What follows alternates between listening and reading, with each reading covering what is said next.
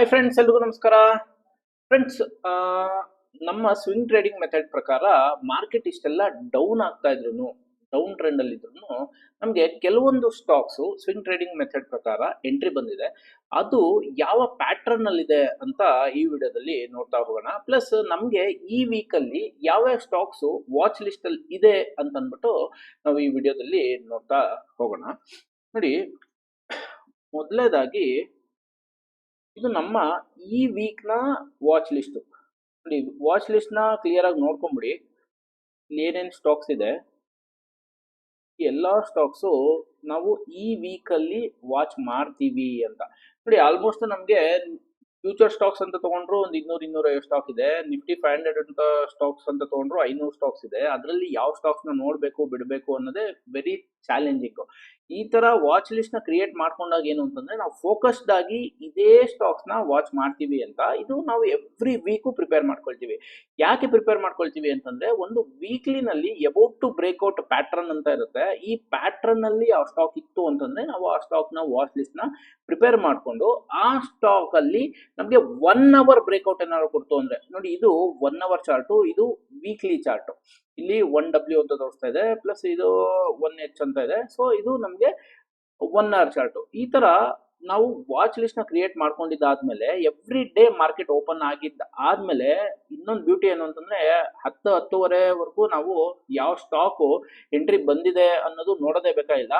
Because 1 hour candle close ಆಗದೆ ನಮಗೆ 9:15 10:15. So ನಮಗೆ ಮಾರ್ಕೆಟ್ 1 ಅವರ್ ಓಪನ್ ಆಗಿ 1 ಅವರ್ ವರೆಗೂ ಟೈಮ್ ಇರುತ್ತೆ ನಾವು ಡಿಸೈಡ್ ಮಾಡೋದಕ್ಕೆ.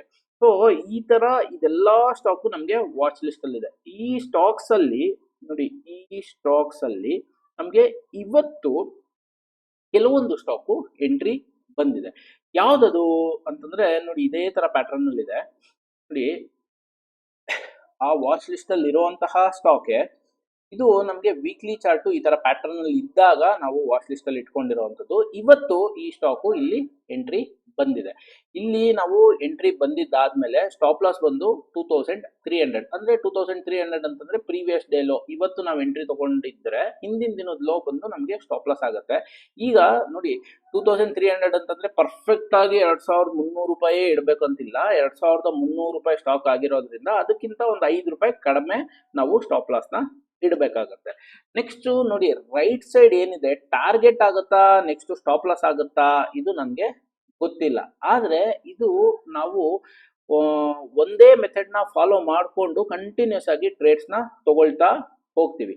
ನೆಕ್ಸ್ಟ್ ಇದೇ ತರ ಪ್ಯಾಟರ್ನ್ ಅಲ್ಲಿ ನೋಡಿ, ವೀಕ್ಲಿ ಚಾರ್ಟ್ ಅಲ್ಲಿ ಇದು ಅಬೌಟ್ ಟು ಬ್ರೇಕ್ಔಟ್ ಪ್ಯಾಟರ್ನ್ ಅಲ್ಲಿ ಇದೆ. ಅಗೈನ್ ಇದನ್ನು ನಮ್ಗೆ 1 ಅವರ್ ಚಾರ್ಟ್ ಅಲ್ಲಿ ಇವತ್ತು ಬ್ರೇಕ್ಔಟ್ ನ ಕೊಟ್ಟಿದೆ. ಇದಕ್ಕೆ ಸ್ಟಾಪ್ ಲಾಸ್ ಬಂದು previous day low again 297, almost 298 ಇದೆ, 297 ಅಂತ ಇಟ್ಕೊಳ್ಳಿ.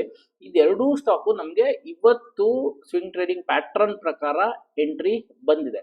ಪ್ಲಸ್ ಈ ಎರಡೂ ಸ್ಟಾಕ್ ಅಲ್ಲಿ ನಾವು ಎಂಟ್ರಿನ ತಗೊಂಡಿದೀವಿ, ಆದ್ರೆ ಕ್ವಾಂಟಿಟಿ ಬಂದು ಕಡಿಮೆ ತಗೊಂಡಿದೀವಿ. ಯಾಕೆ ನಾವು ಕ್ವಾಂಟಿಟೀಸ್ ನ ಕಡಿಮೆ ತಗೊಂಡಿದೀವಿ, ಇದಕ್ಕೂ ಅಗೈನ್ ನಿಮ್ಗೊಂದು ಜಸ್ಟಿಫೈ ಮಾಡುವಂತಹ ರೂಲ್ ಇದೆ. ಏನದು ರೂಲು ಅಂತಂದ್ರೆ, ನೋಡಿ ನಿಫ್ಟಿ ಬಂದು, ಇದು ನಿಫ್ಟಿಯ ವೀಕ್ಲಿ ಚಾರ್ಟು. ನೀವು ನನ್ನ ಹಿಂದಿನ ವಿಡಿಯೋಸ್ ಎಲ್ಲ ನೋಡ್ತಾ ಇದ್ರೆ ನಿಮ್ಗೆ ಗೊತ್ತಾಗಿರುತ್ತೆ. ನಾವು ಯೂಸ್ ಮಾಡುವಂಥದ್ದು ಕೇವಲ ನಾನು ಇಂಪ್ಲಿಮೆಂಟ್ ಮಾಡುವಂಥದ್ದು ಬೋಲಿಂಜರ್ ಬ್ಯಾಂಡು, RSI. ಸೊ ಇದರಲ್ಲಿ ಬೋಲಿಂಜರ್ ಬ್ಯಾಂಡ್ ಅಲ್ಲಿ middle band, upper band, lower band. So Nifty ಬಂದು ಬೋಲಿಂಜರ್ ಬ್ಯಾಂಡ್ ನ ಮಿಡಲ್ ಬ್ಯಾಂಡ್ ಕೆಳಗಡೆ ಇದೆ ವೀಕ್ಲಿ ಚಾರ್ಟ್ ಅಲ್ಲಿ. ಇದು 1 ವೀಕ್ ನ ಚಾರ್ಟು. ಅದೇ ತರ ನಿಫ್ಟಿ ಡೈಲಿ ಚಾರ್ಟ್ ಅಲ್ಲೂ ಮಿಡಲ್ ಬ್ಯಾಂಡ್ ನ ಕೆಳಗಡೆ ಇದೆ. ಸೊ ಹಾಗಾಗಿ ನಾವು ಕ್ವಾಂಟಿಟೀಸ್ ಏನ್ ಇವತ್ತು ಟ್ರೇಡ್ ಬಂದಿದೆ ಅದು ನಾವು ಕ್ವಾಂಟಿಟೀಸ್ ನ ಕಡಿಮೆ ತಗೊಂಡಿದೀವಿ. ಯಾಕೆ ಕಡಿಮೆ ತಗೊಂಡಿದೀವಿ ಅನ್ನೋದಕ್ಕೆ ಜಸ್ಟಿಫಿಕೇಶನ್ ಇದು. ಯಾವಾಗ ಕ್ವಾಂಟಿಟೀಸ್ ಫುಲ್ ತಗೋಬಹುದು ಅಥವಾ ಅಗ್ರೆಸಿವ್ ಆಗಿ ತಗೋಬಹುದು ಅಂತಂದ್ರೆ, ನೋಡಿ ಐದರ್ ನಿಫ್ಟಿ ವೀಕ್ಲಿ ಅಥವಾ ಡೈಲಿ ಎರಡರಲ್ಲಿ ಒಂದಾದ್ರೂ ನಮಗೆ ಮಿಡಲ್ ಬ್ಯಾಂಡ್ ಮೇಲ್ಗಡೆ ಇತ್ತು ಅಂತಂದ್ರೆ ಇಂಡಿವಿಜುವಲ್ ಸ್ಟಾಕ್ ಅಲ್ಲಿ ನಾವು ಕ್ವಾಂಟಿಟೀಸ್ ನ ಫುಲ್ ತಗೋಬಹುದು. ಎರಡೂ ನಮ್ಗೆ ಮಿಡಲ್ ಬ್ಯಾಂಡ್ ಮೇಲ್ಗಡೆ ಇತ್ತು ಅಂತಂದ್ರೆ ಅಗ್ರೆಸಿವ್ ಕ್ವಾಂಟಿಟೀಸ್ ತಗೋಬಹುದು.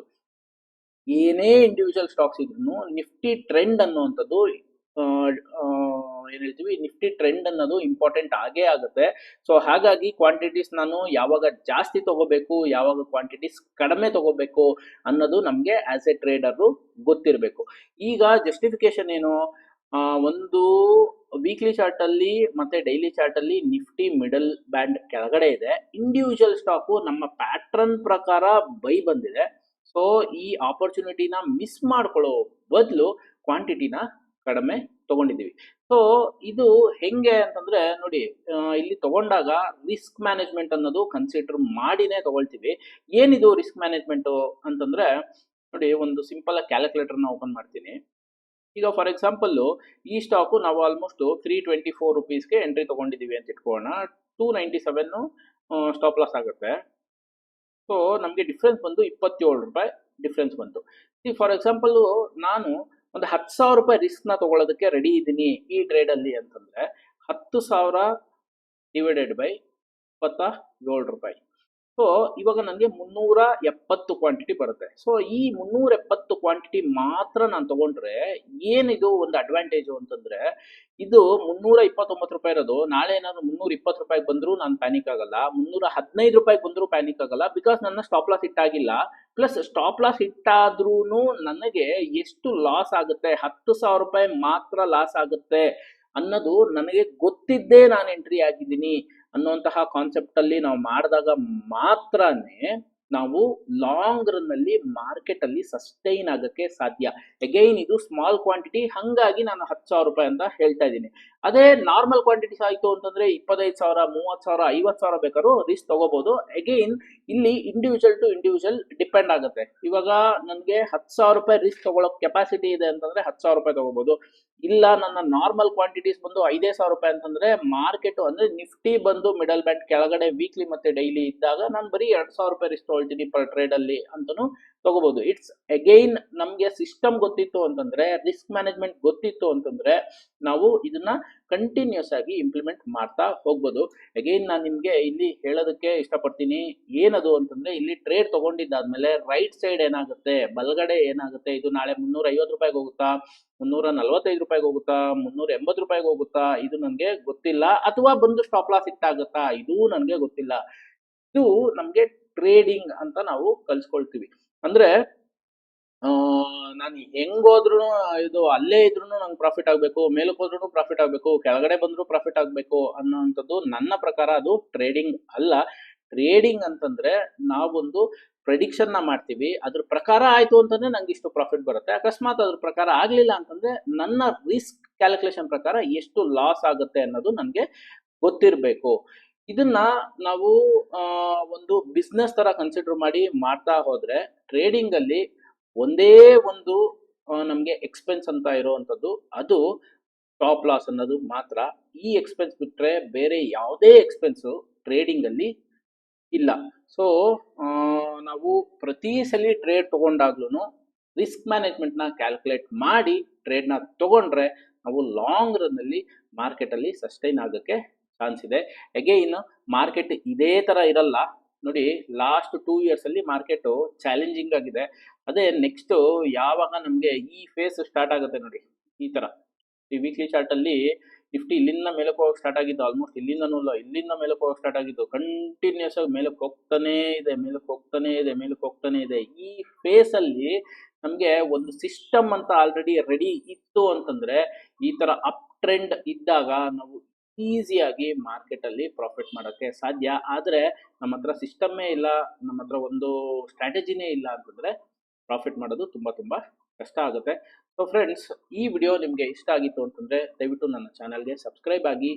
ಈ 2 ಸ್ಟಾಕು ಏನು ನಾವು ಇವತ್ತು ತೋರಿಸ್ದೆ ಅದರ ರಿಸಲ್ಟ್ ಏನಾಗಿದೆ ಅನ್ನೋದನ್ನ ಮುಂದಿನ ವಿಡಿಯೋಸಲ್ಲಿ ನಾನು ತೋರಿಸ್ತಾ ಬರ್ತೀನಿ. ಸೊ ಈ ಥರ ವಿಡಿಯೋಸ್ ನಿಮಗೆ